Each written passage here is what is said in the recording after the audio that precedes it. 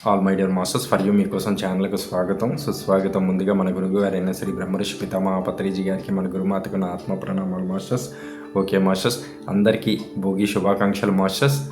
Okay masters.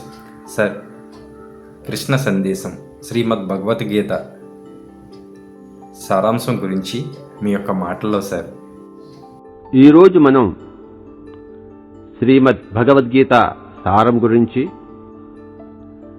ఆ కృష్ణ పరమాత్ముడు మనందరికీ అర్జునుడి ద్వారా ఏ సందేశం వినిపించారో,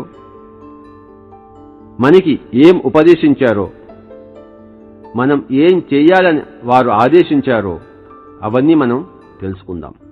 భగవద్గీత అంటే, గీత అంటే రేఖ, గీత అంటే గీతము చేయనది కూడా, అంటే పాడునది కూడా, పాట పాడుకుంటాం దీన్ని, అందుకే గీత అన్నారు. ఈ భగవద్గీత చదువుకోవాలి, పాడుకోవాలి. పాడుకోవడానికి అనువుగా ఉంది కనుక దీన్ని గీత అన్నారు.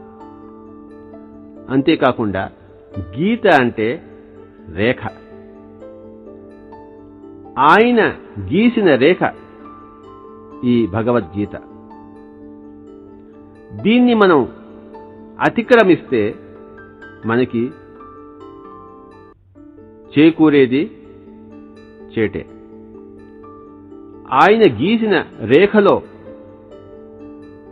మనం ఉంటే మనకి కలిగేది కళ్యాణమే. భగవత్ అంటే ఆ పదానికి అర్థం తెలుసుకుందాం. భాగ్యవంతుడు నుంచి వచ్చింది భగవత్. ఎలాగైతే బలవంతుడు, ధనవంతుడు అని మనం, ఆరోగ్యవంతుడు అని మనం అనుకుంటామో, భాగ్యవంతుడు అన్న పదానికి నోరు తిరగక మనం వాడుకుంటున్న పదమే భగవాన్ అని, తత్సంబంధమైన భగవత్ అని చెప్పేసి మనం అనుకుంటున్నాం. కనుక భాగ్యవంతులు అంటే మహానుభావులు ఎంతో మంది ఉన్నారు. వారిలో శ్రీకృష్ణ పరమ ఆత్మ ఆయన అర్జునుణ్ణి ఉపదేశించి భవిష్యత్ కాలం అంతటికీ కూడాను ప్రసాదం చేసిన ఈ భగవద్గీత ఆయన ముచ్చటించడం జరిగింది.